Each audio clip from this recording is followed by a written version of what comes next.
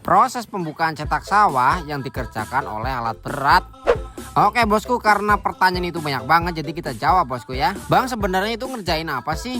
Jadi yang kami kerjakan saat ini tuh pembuatan cetak sawah bosku ya. Yang mana proses pembukaan cetak sawah, cara kerjanya cuma ngupas bagian atas tanah. Jadi di sini kita tuh kerjanya per tim bosku ya, atau per grup gitu ya. Ya sebenarnya bisa sih per satu orang. Cuma takutnya kalau ada insiden ambles, nanti kita minta tolongnya tuh jauh dan lama karena kita kerjanya itu sendirian. Minimal per 2 orang gitu bosku ya. Nah ini kita udah sampai di lokasi kerja. Motornya kita tinggal di sini bosku ya. Karena di sini tempatnya naung atau teduh. Bang, kalau kerja di situ nggak punya motor gimana? Jadi bagi operator yang kerjanya di sini nggak punya motor, tenang, nggak usah khawatir. Selalu ada sarana yang bisa buat antar jemput. Jadi enaknya kalau bawa motor itu kita berangkatnya dan pulangnya tuh semau kita gitu ya. Dan ini saya udah sampai di unit, harinya panas banget sampai keringetan tuh.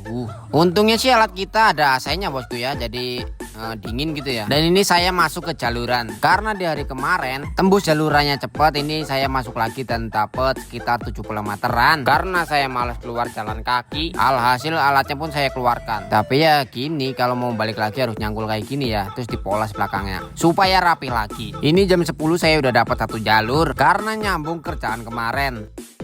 Dan untuk blok ini panjangnya tuh sekitar 230 meteran. Jadi cepet gitu ya. Di tengah jaluran sempat ada tanggulnya. Kita bongkar dan kita rapikan lagi supaya rata gitu ya. Ketemu lokasi yang full rumput purun, disitulah para operator cair karena kerjanya bisa maksimal dan lebih cepat gitu ya. Itu pun kalau lokasinya keras. Kalau lembek ya game. Dan ini bagian simpukannya nggak ketutup. Ini emang sengaja bosku ya, karena ini calonnya dibikin parit untuk pengairan air ke tengah sawah. Ya sekalian batas pemilik tanah. Untuk lebar persawahannya itu bervariasi bosku ya. Dan yang kita kerjaan saat ini itu lebarnya 45 kilo.